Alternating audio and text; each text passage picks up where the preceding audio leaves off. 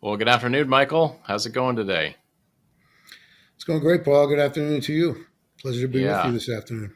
yeah. Thank you so much. As we were just saying, kind of connected at an NTMA event recently, and I have so many folks that I know that just have huge respect for the company you run and how you have grown it and your engagement in the industry. So, thank you so much for being willing to share a bit of your knowledge and expertise with my audience today.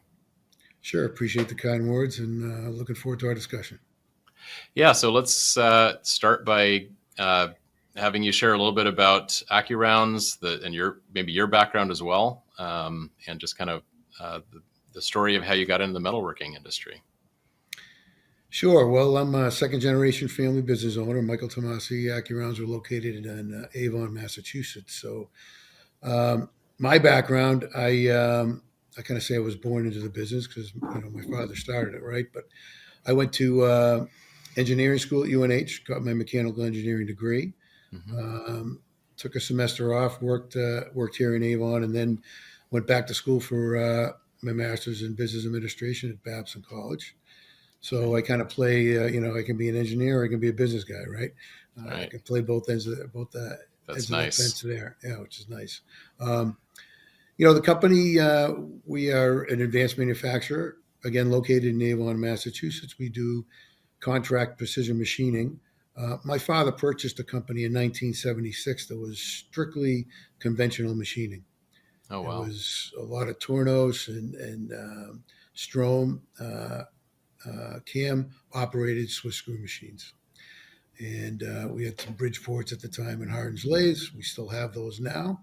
But we purchased our first CNC Swiss in 1978.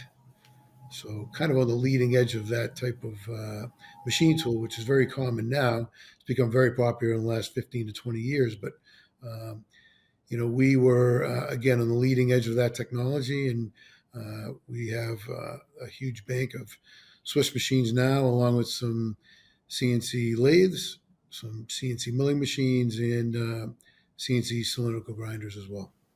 nice broad assortment of equipment. So, when did you take over the business from your father, and maybe what did the company look like at that time versus how it does today in terms of size, machines, revenue, whatever, employee count? Sure. So, high school, college, summers, breaks. I started sweeping the floors, packaging parts, Hmm. and then eventually got onto the machines, right? Um, and just took a liking to making stuff, and working Yeah. with my hands and the interaction and the challenge really of putting the talent you have in the business to match it with the equipment that you have with the customers and the work you're getting. So, I kind of worked through all different facets of the organization before I basically, in 1993, 94, really became president of the company.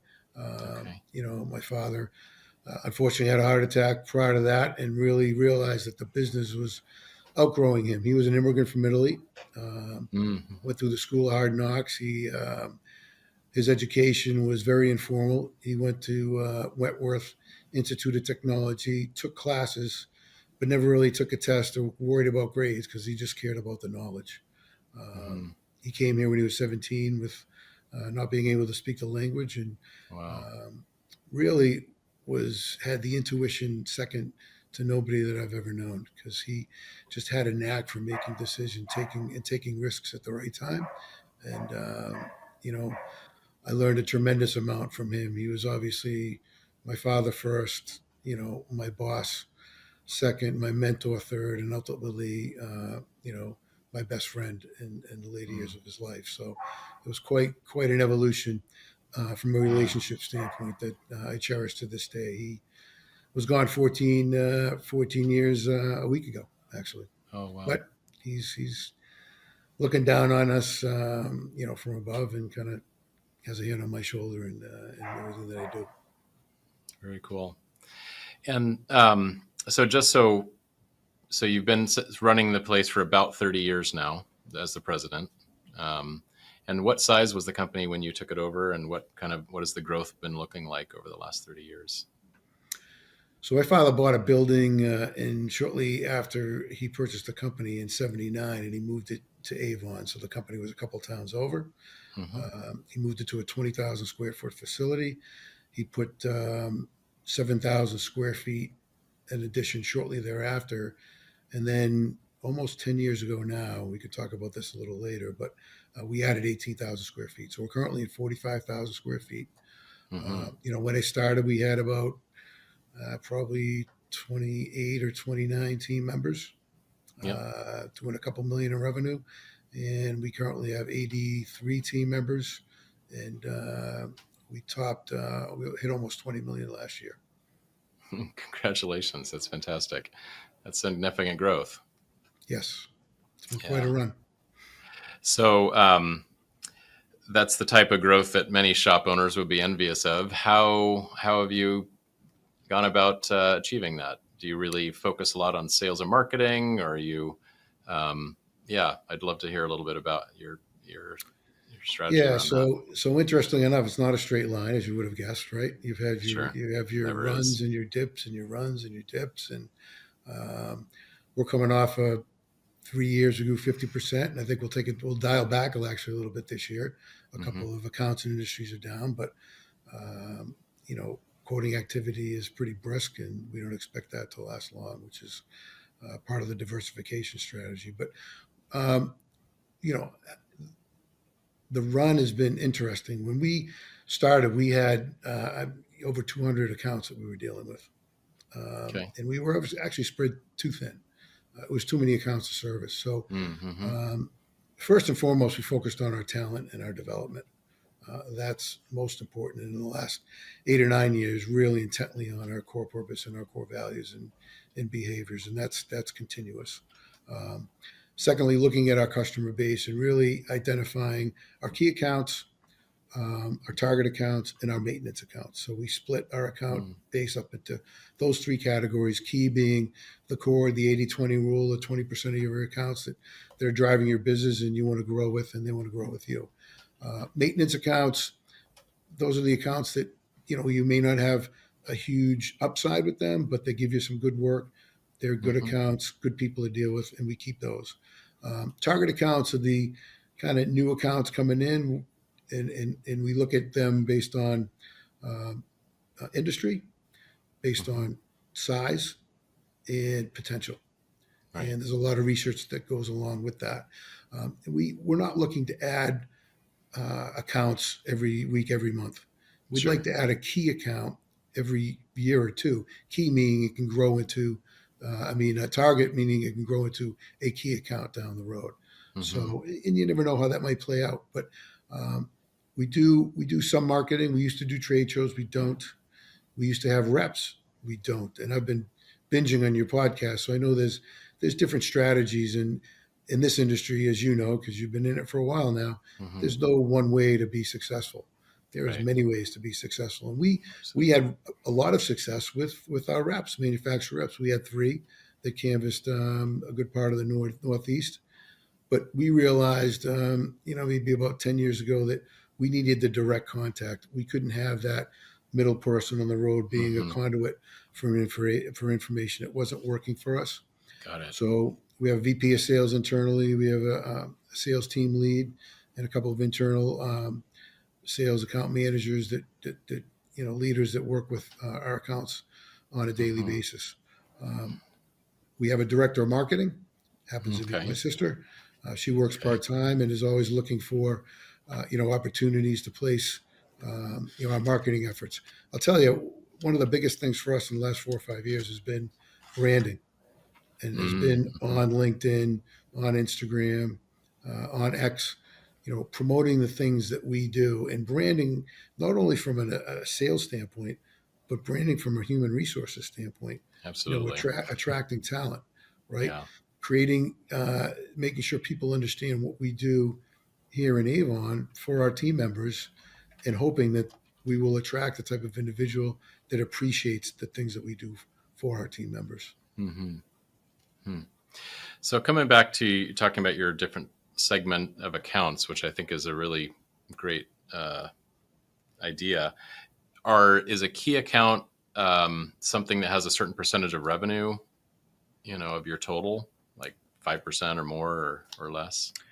Yeah, yeah, that's part of it. It's got to be in one of the target industries, and we look at our marketing position statement. We look at it a couple times a year, but every year we do a refresh.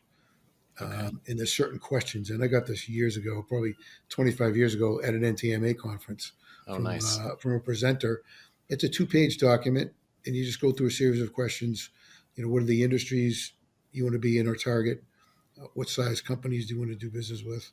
What a Hmm. couple of other characteristics are you looking to do, and what are you, from a company standpoint, marketing to those industries to attract that work?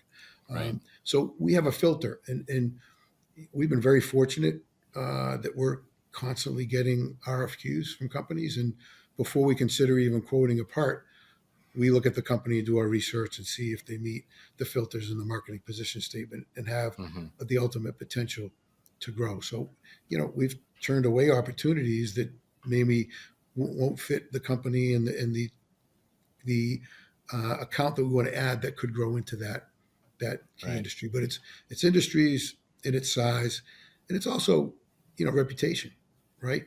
Mm. There are some well known companies out there that we have refused to do business with because we feel they don't treat their suppliers with the Yeah. respect and mutual partnership that we like to engage in with our accounts.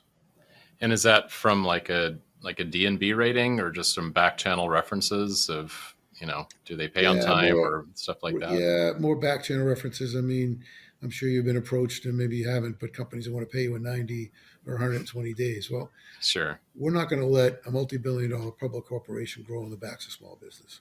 It's just not how we're Absolutely. going to approach business. Um, they have billions in the bank, and they want to Hmm. extend payment terms. Yet we're paying our vendors in 15, 20 days because, when we need something, they're going to do work for companies like us. That's one of the lessons that my dad taught me years ago. Absolutely. Pay them on time early, because if they have to choose which job they're going to do, they're going to do the job they're going to get paid for first. You And, bet. we like to be treated in a similar fashion by our Absolutely. customers. Well, it's an enviable position that you have enough what I call positive sales pressure that you can be selective and say, no, sorry, your reputation precedes you, and we just don't need your work. So that's a fantastic position to be in. Yeah, there's ebbs and flows to that. I mean, we're not being, we're not on some type of mountain and you know shooing away accounts here and there, but Sure. we'll politely engage in Absolutely. discussions with customers that we don't feel are presenting us with the proper terms of engagement. Yeah. We're actually in a situation right now with that master service agreement that was extremely, one-sided and, to be honest, insulting. Um, Mm. Hmm. and we'll engage in dialogue to try to get that to a point where we're willing to sign something. Right. Yeah. Okay. And so how long, it was a couple of years ago now that you really focused your internal sales and marketing efforts as opposed to those external sales reps? Yes, yeah, it's been about 12 years now that um, the last sales rep is no Hmm. longer with us, and Got it. we have a great sales team.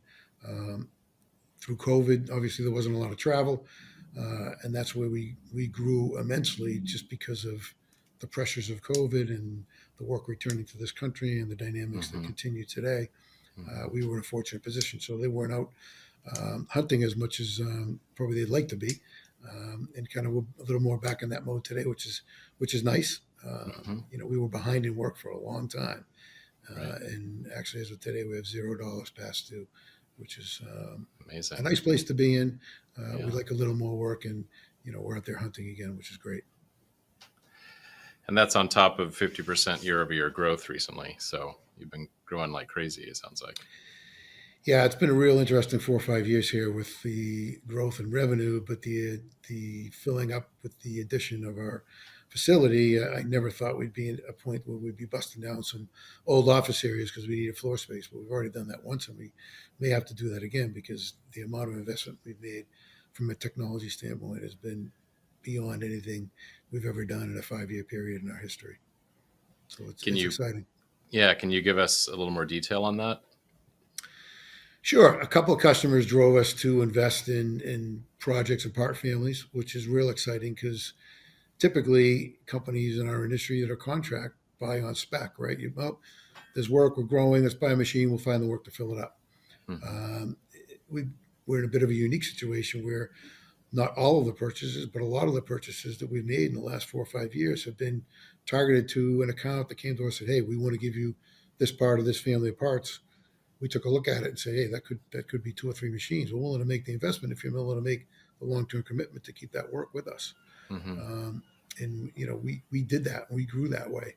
Now that had us hone in on some key accounts, and um, that's great. And that equipment's up and running, and we've kind of passed that test with companies. But we have another machine coming in December, which is replacing an older machine, but it's more versatile. It's similar, identical to another piece of equipment that we have. So that's kind of more on the spec side. But Mm. the machine tool side, as well as the support equipment, which we can talk about from a quality and an automation standpoint, has been really exciting for our company and our team. Yeah. Yeah. So people are approaching you saying, hey, we'll give you a long term agreement, long term contract, whatever, if you can support these production rates or whatnot. Are those coming from particular industries?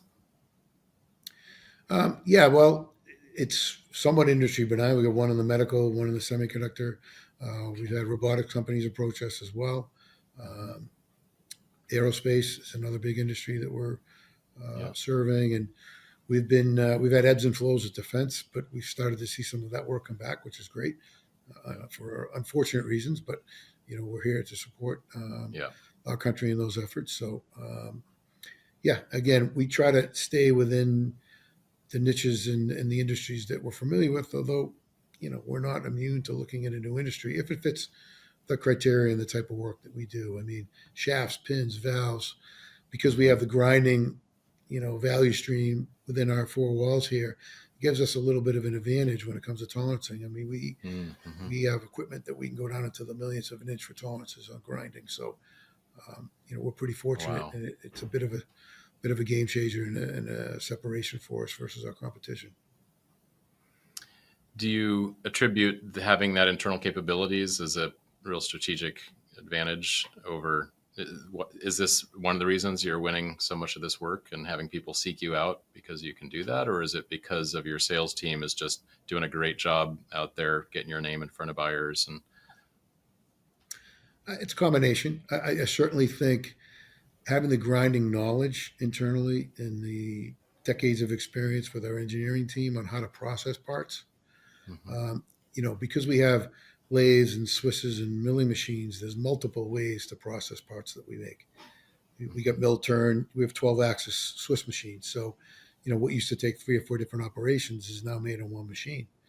Right. Um, but maybe those machines are busy, so we've got to look at splitting operations up. But what do we want to turn for a finished diameter versus rough heat treat grind, right? So those types of decisions, because we have the knowledge, I think gives us a little bit of an advantage. And we have a tremendous grinding team here that has, again, decades of experience, and we make a part for a vaccine machine that 80% of the world's flu vaccine flows through. Mm. Um, it's a really difficult part. And Mm. if you don't process it correctly, by the time you go to come to the second grinding operation, it's not going to come into tolerance because there's a through hole about an eighth of an inch in diameter that goes 17, 18 inches long. And Holy cow! you hold it a 1/10 cylindricity on the part.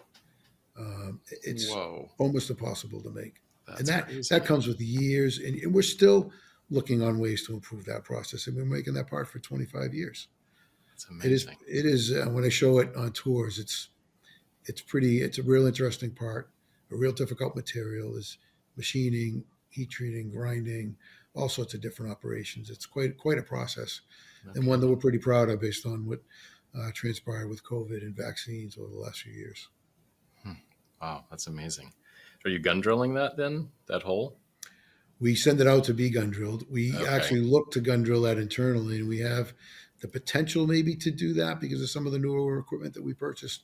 We haven't Right. quite stepped into that realm just yet, but yeah, we basically have that done outside because we can't do that internally. Wow, remarkable. So I have all these questions piling up in my head.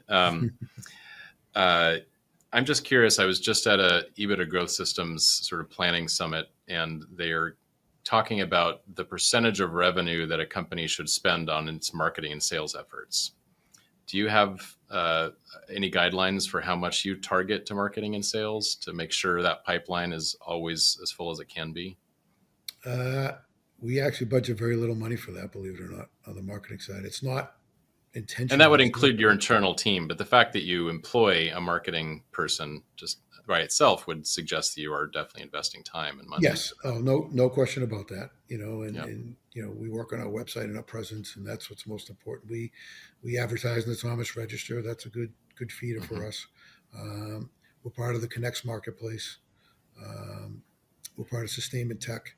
So we do invest in different areas and look for opportunities. But honestly, word of mouth has been our biggest. We've had Mm-hmm. some people that have left companies, and we just got a call last week for two individuals who worked for one of our key accounts, went to another Right. company.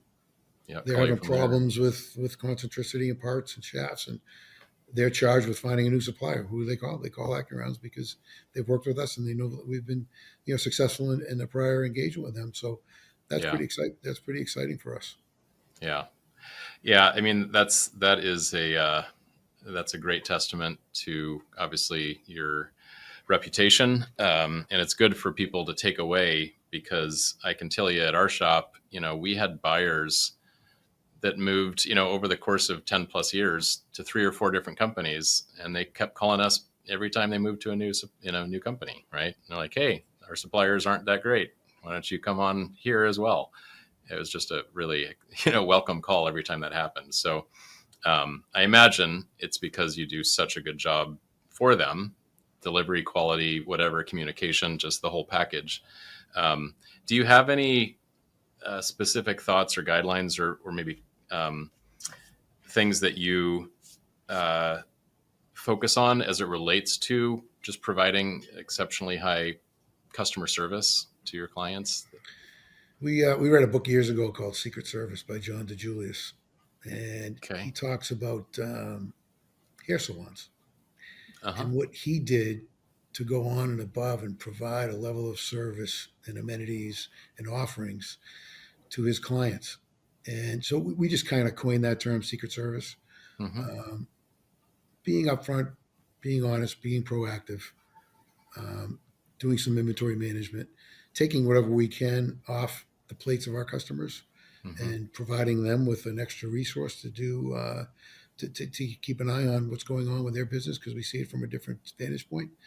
Um, we have called customers many times, and you might be getting low on this, or is there an issue here, or we see this, and they more than appreciate that effort. And Mm-hmm. by delivering on time, by providing them that level of service, that gains you that ultimate trust that you need from a customer supplier relationship, and just Mm-hmm. building on that. And it gets back to our core values. And I've Yeah, given I'd plenty love of to dig in on presentations. that. Yeah, well, I'm a pretty big culture guy. Uh, we rolled out core values years ago, and I can give you the story on that if you'd like. But understanding one of my main roles, other than providing opportunity for all our team members to grow and be successful, is to make sure they understand, our core values and why we have them and the behaviors that are expected, and that nobody's perfect. We fail. It's okay to fail, and we want to have that environment that promotes that. What we hope we don't have too often are mistakes, which we call failures repeated. And believe me, we make mistakes. We make plenty of mistakes, but we want to learn from them. We use the lean term poke-yoke, Mm-hmm. and have that post-mortem on situations, so you can then learn and change the process or add some training to train your team up so we can prevent things from happening again in the future. Mm-hmm. Good stuff. So yes, I would love to know your story about core values and how you introduced those and why you thought that was important at the time. Well, we've been doing lean for, believe it or not, almost 30 years. We started our lean journey in 1995, Oh, and it wow. came Okay. it came thanks to a Boston chapter NTMA speaker in the summer of '95 that talked to us about world class manufacturing. So we started down. We realized that if we didn't change the culture of our company in 5 years, we might be out of business because we felt the winds of change and the demands of customers. And it was kind of a leader follower situation. My father was very successful with that, and it worked, and it was fine, and we were successful. But we realized that we had to change. So, um, we kind of codified, really my father's values, but in talking with our management team and having meetings and working through different words and phrases, we started with teamwork, integrity, and quality. Mm. And then through the years, we kind of upped those words. We went from teamwork to team first. Integrity became trust. Quality became excellence. And then we won a Northeast Shingo Prize in 2006 for our lean activity. And we said, you know what? An initiative is a pretty big core value of ours right now. We should adopt that and promote that, Hmm. and kind of aligns with our continuous improvement activities. So we added a fourth core value. And then about maybe 12 years ago now, I had a speaker at a conference. He was talking about the core value gratitude, and imploring CEOs to adopt the core value gratitude. And that really, the presentation stuck with me, and what this individual had been through with his company, and it burned down, and he was talking about how grateful he was. I'm like, wow, that's powerful stuff. Like we talked about it with our management team, and our entire team, and so we adopted our fifth core value, gratitude. And we now have a pretty cool tagline, which is "Get it," but we didn't start there. We didn't fill in the words. It took many years to get to that point. So we established a logo a couple of years ago around "Get it," Hmm. um, and we have some guiding principles. We have 3 bullets that define the behaviors under each core value, and I've pulled those from different readings, whether it's "Turn the Ship Around," which I know Bill Berrien mentioned in his podcast, and Hmm. we can talk about that. "Creating a Lean Culture" by David Mann, kind of our Bible around lean. Um, the um, The Speed of Trust by Stephen Hmm. M.R. Covey. Hmm. So I just compiled the John Wooden's Pyramid of Success, just different things in books that are in learnings, and you just end up putting these things together, and we have what we call the path to perfection, which starts with our corporate purpose, which is to be the defining standard for advanced manufacturing, a pretty bold statement for a small business. Then our 5 core values and our behaviors, our true north, which may not be a typical true north, but it's a simple equation. Human development plus velocity drives growth, but that's a double arrow. If you want to grow, you Mm. better be developing people and doing things better. And Wow. and the irony, when we first came up with that formula, we had the word speed instead of velocity. And then somebody was like, you can go really fast in the wrong direction. And that's not good. You're right. Yes.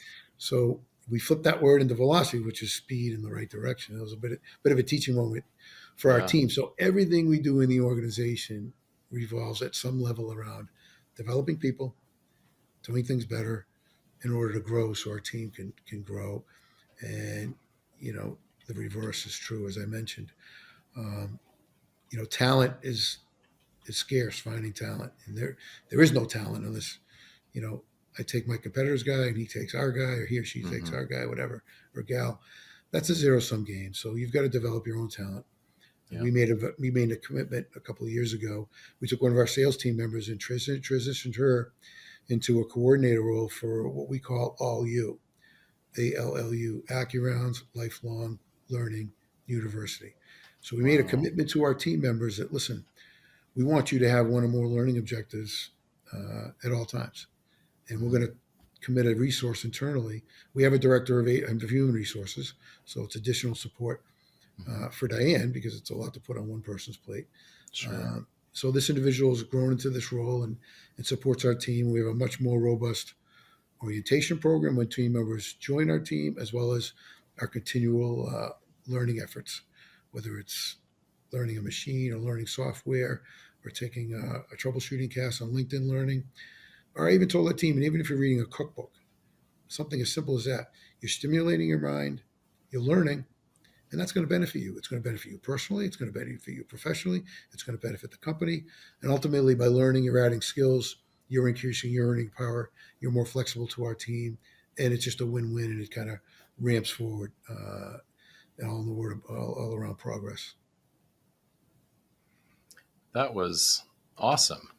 This is, quite honestly, this is exactly what I envisioned when I started this podcast, like a master class in how to run a machine shop really well. I mean, this could be applicable to any type of company, obviously, but that was a whole lot of knowledge. Thank you so much. Gosh, where to go with the questions after that? I'll tell you a little play yeah. off of that, Paul. Sure. I can pick up for you here. What I've done in my more recent presentations the last couple of years is I used to give our lean journey, and I still give presentations, and I've had customers invite me to their planning meetings to talk about our successes, and we've had customers in and learn from us. But I think corporate social responsibility is becoming ever more important for just organizations in general. And you might not hear that discussed as much in the manufacturing world, but companies are doing it, and I think it's more important. And I got a couple of, what's corporate social responsibility. So when I Googled it a few years ago, you've got the kind of standard definition. I'm gonna read this Sure, yeah. if you indulge me for a minute. Corporate social responsibility is a continuing commitment by business to behave ethically and contribute to economic development while improving the quality of life of the workforce and their families, as well as of the local community and society at large. So that's pretty striking. And then Tom Peters, I came across his definition, which is a little simpler. And he starts with, simply put, today's noteworthy leaders will be those who put the nurturing of caring internal and external communities high on their daily and strategic agenda. And that, to me, nails what we've been working towards for years now because of our intense community involvement. A lot of different organizations that I'm involved with, whether it's NTMA, and I think I might have mentioned to you or somebody at the conference that the conference I went to this year was the 50th year of me going to conferences. I know I might not look that old, but my first NTMA conference was when I was 12, and it was in London, believe it or not, in London, where there was 1,000 people in attendance, if you can believe that. So that kind of started me. That was the beginning of giving back. But we've taken that to heart here, whether it's recycling programs, we have solar on the roof, we have an Accu Fitness Center, we have an on-site gym. When we put the addition on, I told our team, listen, if everything goes well, we'll take the old cafeteria and turn it into a gym. Free gym before, after work, lunchtime, workout. It saves on money and saves on time. So that's an adder. A couple of years ago, we purchased a farm. We have our AccuFarm. We have a hydroponic farm from Freight Farms, a 40 by 10 by 10 freight container that does hydroponic farming 24/7, 365. So what do you do with that food? We give it to our team. Are you serious? I've got cucumbers that got picked yesterday in my refrigerator right now. I've picked a head of butterhead lettuce at noontime with a carrot, walk back in my office, cut it up, and there's my salad for lunch. And I'm telling you, there's nothing fresher or more tasty than a salad that gets picked and eaten in the same day next day. It's so tremendous. This farm is on site with your shop? Right behind our building. Yep. Who can you just take a diversion for a second? Who plants this? Who plants them? How's that? Does team members do it? Our internal team has absorbed the labor. It's not that intense. It's not tens or hundreds of hours a week. It's hours. It could be 10 to 20 depending on the week. We can divide that up amongst a few people. We had a little bit of assistance. My daughter actually got it going initially. She learned it and planted our initial crops. And then a year ago, October, we had our first harvest, and we fed our entire team a fresh salad at lunch. And we did some promoting on LinkedIn for that, which is really exciting. So what we do now is we harvest it, we bag it. We have a separate refrigerator in our cafeteria, and our team members just take what they want. And we've grown different types of lettuces, Swiss chard, cucumbers. We've grown carrots, that was interesting. We have some strawberries. I don't know. We haven't been too successful with that, but we're trying different things. But it has the capacity to grow 1,000 heads of lettuce a week, which we could never consume. So we didn't do this to be a profit center, Mm-hmm. but initially it's feeding our team. If it gets to the point where we're able to manage it full tilt or have some assistance, we could partner with a food pantry. We have Restaurant Depot a couple of doors down the road here. We've Yeah. got restaurateurs that we're friends with that we could partner with. I mean, who knows where it could go? But it's another learning experience, and it's another benefit. So, getting back to the challenge for talent, if you can create and set up your organization as an employer of choice, and we want to attract people that appreciate hydroponic farming and Mm-hmm. sustainability and recycling. I personally think we'll have hydroponic gardens in our homes in 5 years. It's going to be a thing. It's going to be more of a thing because it just makes too much sense. So why not add it? It was an interesting investment at the time, but we were in a fortunate position that we could afford to do it, and we've given a few Wow. tours here and there. When the tour, we give tours all the time, but a few tours of the garden, and people are just they're flabbergasted, blown away, can't believe it. It's pretty neat. Absolutely. It's No pretty neat. kidding. We've learned a lot. Yep. So, and what other community engagement and workforce development? So if you could answer that, and then before I forget, I do want to ask about your recruiting and the whole story around employees. As you Mhm. said, you don't want to be stealing from you don't want that zero sum game. Um, so, do you have um, do you have plenty of people wanting to apply because of your reputation, or do you still need to go very actively get involved with schools and so just kind of share what you're doing and how that's working Sure, for you? sure. I'll answer the first part and get back to that. We'll lead right into the answer to that question. So, what started 35 years ago, 40 years, well, 50 years ago with NTMA, but I was only 12, so it took me a while to get into things. Um, I started I started on the local advisory board for a machine technology program at a Voc Tech school down the street. Well, fast forward today, graduates that we've hired from that school are now chairing the advisory board. So we have so many people. It started with me, and then it started with some of our leaders, and now we have all sorts of people in our organization, from machinists to quality techs to warehouse personnel to engineers to vice president of sales, director of HR. We go to schools and speak. We had a couple of individuals last week that went to a school because it was STEM week in our state. It was manufacturing month.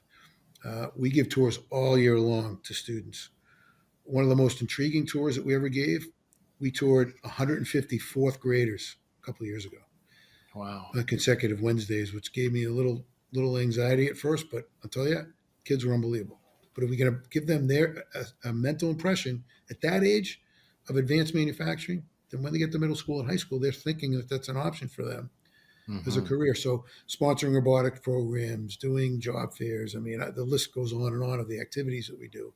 And we do have a long list that I could end up sharing. But, that has given us just some recognition. We had an individual student tour our facility a couple times, and a teacher that I spoke with recently said, this person said, I want to do my co-op at AccuRounds. I like what I saw there. Now, that's a benefit that you get from doing that. That's not why we do it. We want to Mm-hmm. expose students and young adults to the cool things that are happening in our industry. It's more exciting Yeah. now to work in advanced manufacturing than any other time in the past. So, Yeah. you know, everything that we do revolves around workforce development or promoting our industry, and it's part of our fabric. It's part of who I've become. I volunteer on a bunch of different boards through association activity. I actually chaired. I was on the New England Advisory Council for the Federal Reserve Bank of Boston. Now I got that opportunity through the president and National Grid, who I served on the Governor's STEM Advisory Council with. She Mm. recommended me. That a small business manufacturer is not typical to go on a board like that, Yeah. but she saw my passion and my interest, and my involvement locally and nationally.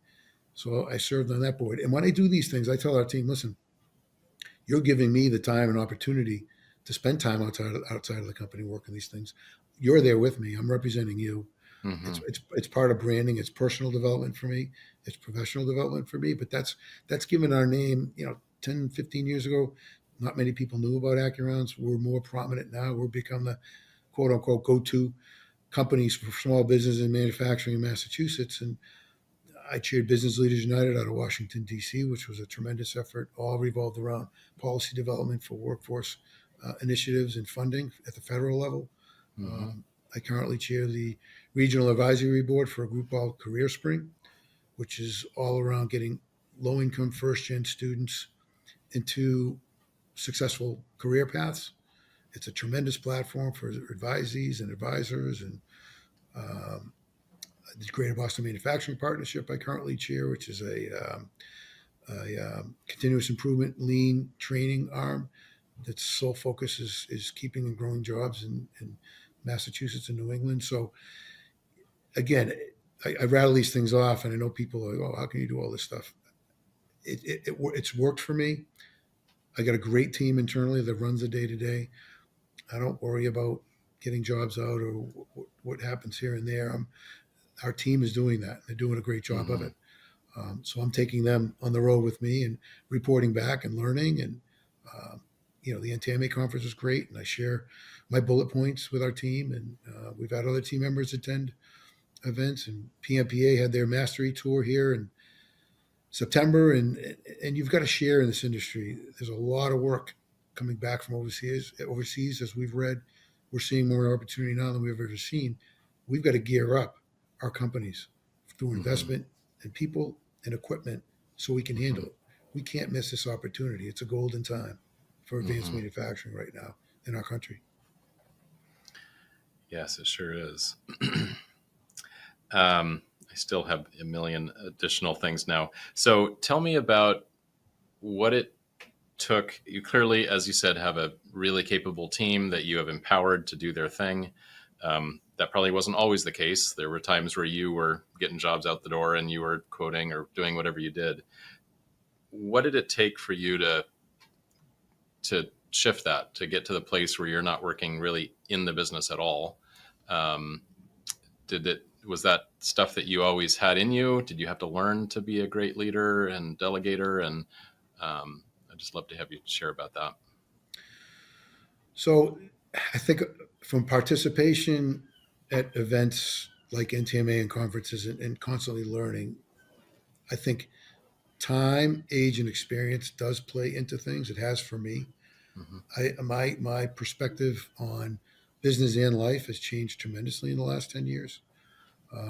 I joined a Vistas Group for 5 years, the CEO peer-to-peer networking group, which Yep. was Yep. tremendous for me because I learned a lot, I shared a lot, but I learned a lot on, running a business and driving value and, taking care of your team.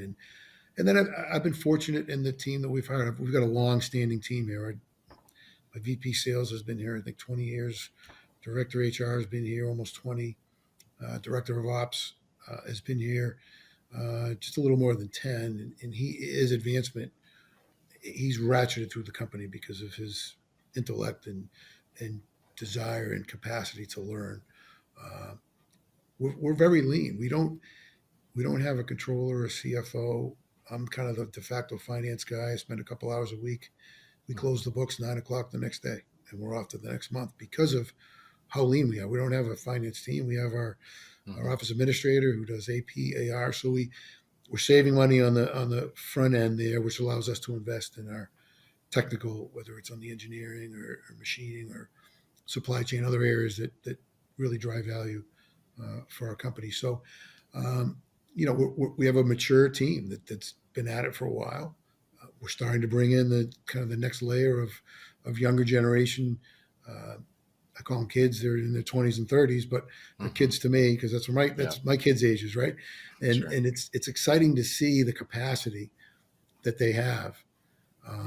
One of the coolest stories was a year ago. We had an intern come to us through a connection in our hometown, and she was an engineering student, biomedical engineering, but she was interested in learning about mechanical, and we hired her for the summer, and we just got our first cobot delivered like a few weeks before.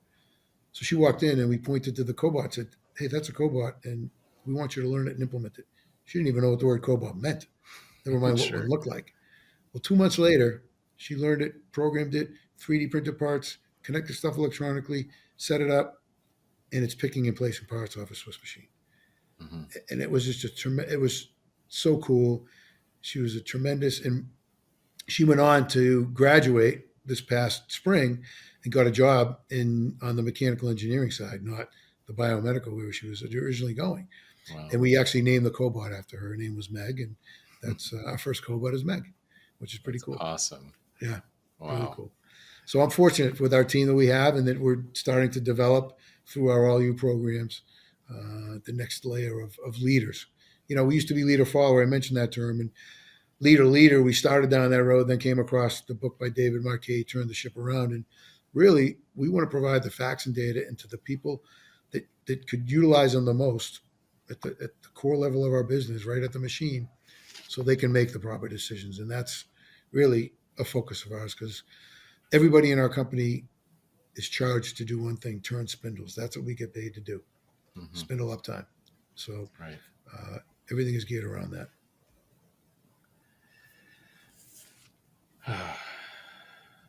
You have an extra hour? I'm just joking. Um, so sounds like your lean efforts have been really impactful in your office, not just in your shop floor. Yeah. Yeah, it has. We look at not just the manufacturing portion of what we do. Hmm.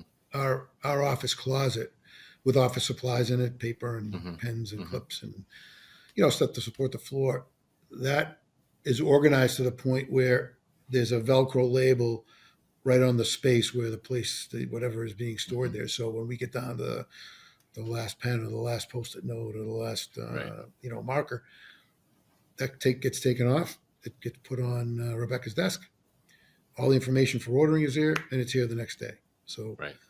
very, very lean. And we're in the process of looking at all of our warehouse supplies to do the exact same type of Yep. organization. We have some level of organization, but we want to take that Sure. to the next level because we just don't want to have to inventory and have all the shelves of Sure. stock. We don't want 3 months worth of boxes. We want a couple of weeks worth, and Yeah. there could be some max min buys. But we were looking at space and inventory and cash management and just pure organization. But um, Hmm. we've lean is we've done it for almost 30 years. It still feels like day one every time I walk through that front door in the morning. It's Hmm. it's it's constant. That's why it's continuous. Yeah. You can't rest on your laurels. We had in 2006 we had those team of examiners come in, and we learned a lot. We learned that we were doing a lot of lean things, but we weren't really being lean. They had a tough time seeing the continent from our long-term strategic objectives all the way through to our reward system and everything in between. And we worked really hard to show them that overnight to present that information the next day. But that got us down the road to the team member engagement and our core values and behaviors, and really looking at an interesting continent that I talk about, which is competence, clarity, alignment, and accountability. And this comes from turn the ship around. You have to start in whatever realm of your business with competent individuals that either you want to have the right attitude, hire for attitude, train for skill, of course. Hmm. And people talk about accountability, but you can't really talk about accountability unless you have that clarity and alignment piece going, right? And that's really difficult in a contract environment. You don't just, those are your expectations and you're aligned with the organization and walk away, Hmm. because you could get a call from a customer that could change all that, Sure. right? This afternoon.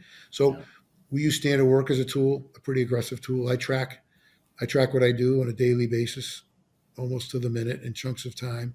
Hmm. But I can go back 6 or 7 years and tell you where I've spent time in the 6 buckets I feel I need to spend time to provide the organization with the support it needs to be successful, whether it's strategic, business Hmm. development, team member activity, community involvement, the finance piece, and kind of the all other, the admin piece. And I'm pretty neurotic about that. I'm a kind of a spreadsheet kind of nerd, if you will, but Hmm. um, I'm over organized if you haven't figured that out yet.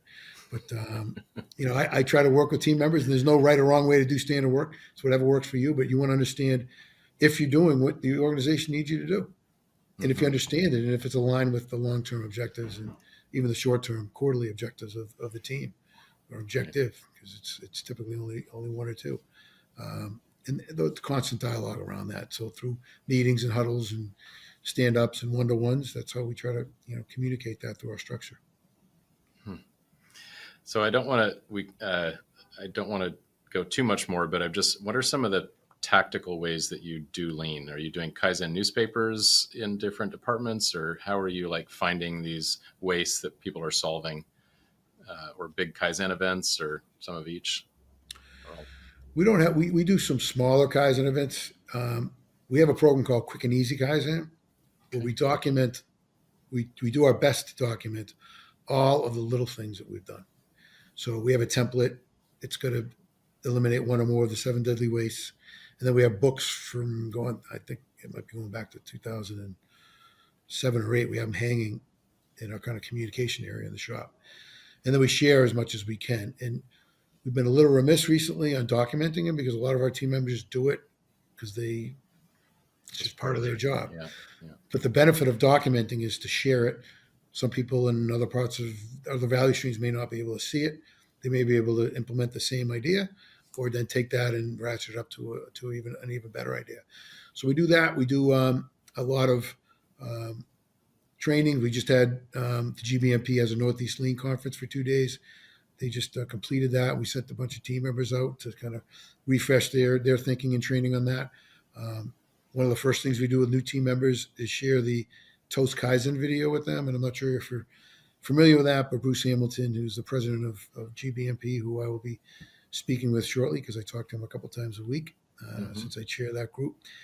It's just how to make toast in your kitchen and how you can be lean with it. So we have a 3D printing group. We have 3 different members that do 3D printing for us, and they're constantly printing things that are solving little issues on the floor or making advancements on organization. And we have several examples of that. And that's been a real key add for us and way to engage our team. Because when I said to our team about 7 or 8 years ago, we need a 3D printer, they looked at me and said, why? And I said, I don't know, but we need one because I keep reading about it and it's going to be something that we can take advantage of. Sure. And lo and behold, day one, we printed a fixture for our laser marking machine that we were able to laser mark 25 pieces instead of one at a time. And it was a pretty inexpensive 3D printer, and it paid for itself on day one. It's so good. Yeah, cool it's stuff. So good. Cool stuff. I want to come back and ask, how did you get all the 4th graders to come to your shop? I understand, high school program, it's not that uncommon to have high school groups. How did you get 4th graders to come to your shop? So the power of networking. I was actually having dinner, and the server was telling me that she was a teacher. And we got talking about STEM, and I told her what we do. And, we talked about touring students, and she's like, would you tour 4th graders? Because I'd love to bring my class in. And not only did she bring her class in, but she brought the entire 4th grade, all the classes over the course of 2 Wednesdays. So total happenstance, right? Wow. But this is where, when you're out and about and talking about what you do, you kind of keep that top of mind. I tell our team members, our biggest source of referrals is our own team members making referrals of people who work here. But we're always keeping our eye on a server could be a good team member. One of our advanced finishers worked in a nail salon. And my wife mentioned to me that she might be looking for a new opportunity. Hand salon, dexterity, tools. Yeah, absolutely. Not only is she advanced finisher, she's now taking classes for machining. We've already taken 3 females out of that group and put them on machines, and they're doing fantastic. So you never stop keeping that top of mind. It's not only when you're, inside your company, it's when you're interacting with everyday people that might not be aware of what we do. And, it's more a topic now than it's ever been in our industry because of what's happened through COVID. We're finally getting some of the due that we've been dying for decades. So we, again, take advantage of it, talk to your neighbors about it, and you just never know. That's the answer to that question. Pure happenstance, and boom, 4th graders came through. I love it. You mentioned reward system. Is that profit sharing or some kind of system like that? Yeah, it's kind of a modified gain sharing program. So when we started Lean in 95, the old "what's in it for me? Why do I want to do this?" Well, after we lost our top lathe guy, our top Swiss guy, and our top inspector or quality assurance tech in the first couple of years, it was pretty apparent that we were serious, that we wanted to move forward with what we were doing. And those people didn't want to share and their knowledge. It took us 5 years to put a program together. And the lagging indicators are pretty simple. It's revenue, it's on-time delivery, it's cost of quality, which is internal and external rework and scrap, and it's a modified cost of sales factor. Because there's certain things that, in the SG&A that I manage and I can budget almost to the penny every year going in, whether it's real estate costs, some other different types of investments we may make, exec payroll, things like that. But 80+% of the costs are included in our incentive program. So by hitting the targets and beating the cost factor, that determines the percentage that we pay, and then rewards in a gross wage standpoint. It's a percentage of gross wage. And you know what? We're going on close to 25 years, and that program has not needed to be changed. And we made improvements. Our cost of quality target this year is 0.60%, which again wraps all of those costs plus the cost of incidents into it. And we're beating that again. And we were actually came in less than that last year, which is exciting. So it's been, and every year I present the program, I refresh the program. It's a little bit difficult for team members to understand maybe the first time around, but we try to talk about it and coach their team up so they do have a understanding of how they impact it, because they do in many different ways. I explained that I wrap the cost of sales target into 5 different cost buckets with some detail behind it. Wow. Okay. That is excellent. I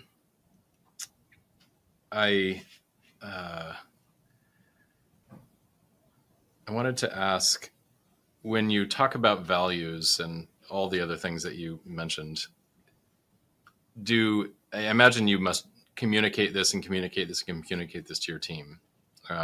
If you go up to your average employee, can they recite your core values, do you think? I think most of them can. We have them plastered in our cafeteria. We have the logos up there. Some may turn and look at the logo, but Sure. we constantly talk about them, and we use them in decision making. And we use them might have to have a difficult conversation with a team member about something, and we might start the conversation with gratitude. What are we grateful for? We have what we call level 10 meetings with our exec team, and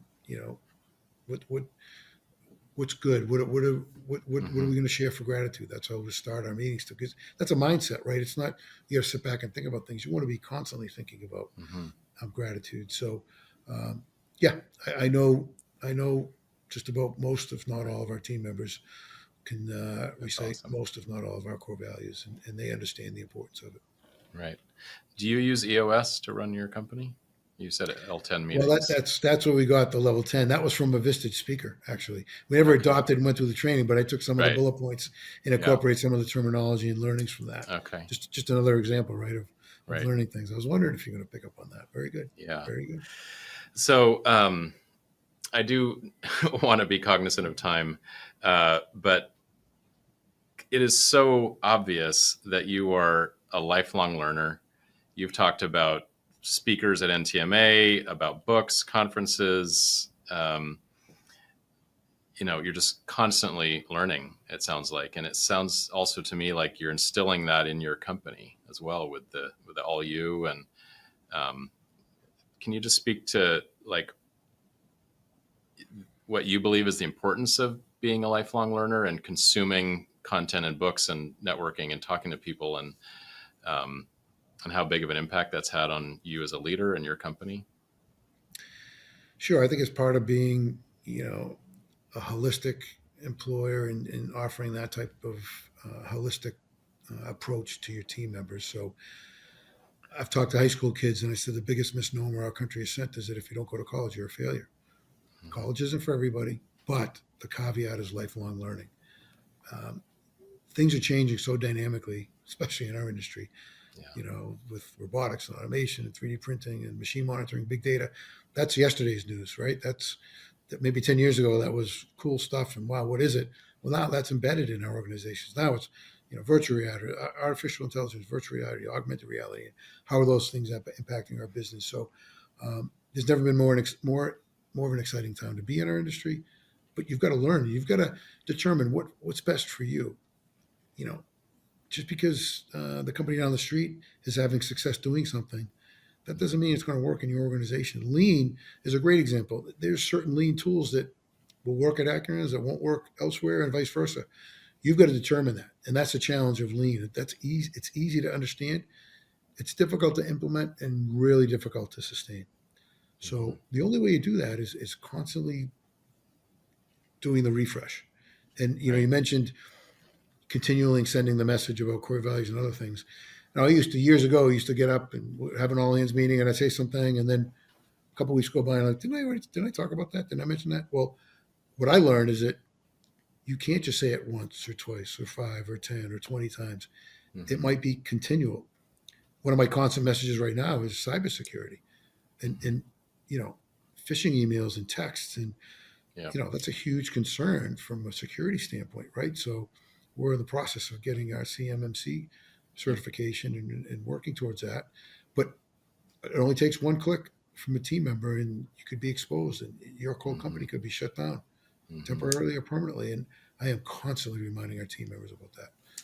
So, yeah, it's ingrained in our organization. It's a work in progress. We have a lot of opportunity to improve there, but hopefully through the action of myself and others and the constant promoting and offering of our team, we have LinkedIn Learning, which is access to thousands of opportunities to take classes in little snippets. Hmm. So if anybody wants to take a class, they have the opportunity to do that. Could be, you know, conflict resolution, Right. troubleshooting, programming. Sure. Our team members have taken all sorts of advantages of those opportunities. Very cool. Yeah, I haven't had someone mention LinkedIn Learning. I certainly see them come through, and I've done a couple little ones myself, but Mm-hmm. that's neat. Um, I just want to, I'm sure I already know the answer, but I just want to give a plug since you and I connected through NTMA. Can you just talk about, I mean, part of this is hopefully giving others some action items, some things they can do in their business. Mm-hmm. Tell them they should join NTMA and other organizations like PMPA. Yeah, we've been almost lifelong members of NTMA. I mean, we've been Hmm. pretty much since the start of our company, Yeah. and it provides tremendous benefit. I think uh, one of the most important things an owner can do, and anybody in an organization in a leadership role, is to network. And there's no better way to network through organization activity. Um, I have a group of a few companies that are NTMA members, and we jump on a call once a month, and we Hmm. just talk about business and life, and Yeah. it's like a mini Vistage, right? Yeah. An hour a month of it's a mental health check-in too. It's great, but that's what's most important. If you're getting just going in this business, Hmm. latch onto something, get involved, give back. These are things that are paramount when you're starting any business, especially if you're in advanced manufacturing. And NTMA is, I can't say enough about, I've been going to conferences for 50 years, and they're a Hmm. tremendous group. I've learned a ton from them. With more recent PMPA members, and they have great offerings as well. Hmm. Yeah. Well, that's, I guess, one last question, and maybe you just answered that. But what would be your advice to shops that are earlier in their journey than you are? Yeah, it would be network, get involved in associations, get involved in your community. Hmm. Understand all the disciplines there. That to me is most important. And from a strategic standpoint, understand who you are, stay in your niche. Don't try to be everything to everybody, right? Hmm. And if you come across a customer that just isn't treating you right, don't be afraid in the proper manner to step up. One of Hmm. the biggest decisions we ever made was to visit a customer, and I took our key players up to our customer and said, "Listen, we went from your best supplier, performing supplier, to your worst, and one of the main reasons is we're being pushed onto these other suppliers, heat treaters, platers, whatnot, that aren't performing, and it's killing us. We're losing money. We can't honor the LTA. Mm-hmm. I think they thought we were going up there to get on our knees and beg to keep the work, but we didn't. We stood up to a multi-billion-dollar company. They left the conference room, and they came back and said, "You know what? We're going to tear it up. You tell us the parts you want to keep, and we'll renegotiate." Wow. And that to me showed me that, number one, I admire the heck out of that company. And now we went from being one of their worst to one of their best, and Mm-hmm. we continue to quote new work. We got 2 quote packages right now. We got another that we're quoting, so we're continuing to grow with them. So, maybe other companies wouldn't have reacted that way, and you probably don't want to do business with them if that's the case. Mm-hmm. If Yeah. they're going to put you under that duress, because they'll put you out of business if you're not careful. Sure. So I think that's very, very important. Stay in your lane and stand up for yourself. Brilliant. Well, I am almost 100% positive we're going to be asked to do a round 2 with you, because there's a lot more questions, and this has been so just knowledge packed. So thank you, Michael, so much. This has been you were clearly, I mean, I'm just, I'm taking notes and thinking about questions and how to even frame the summary of this. I think you're one of the most thoughtful people I've had on this. Just the way you clearly think about your business and lean and culture, and even just your description of morphing the actual core values, right? From speed to velocity, or all these various things. It's just clearly a very high level of thoughtfulness. So I appreciate you sharing all of that with us.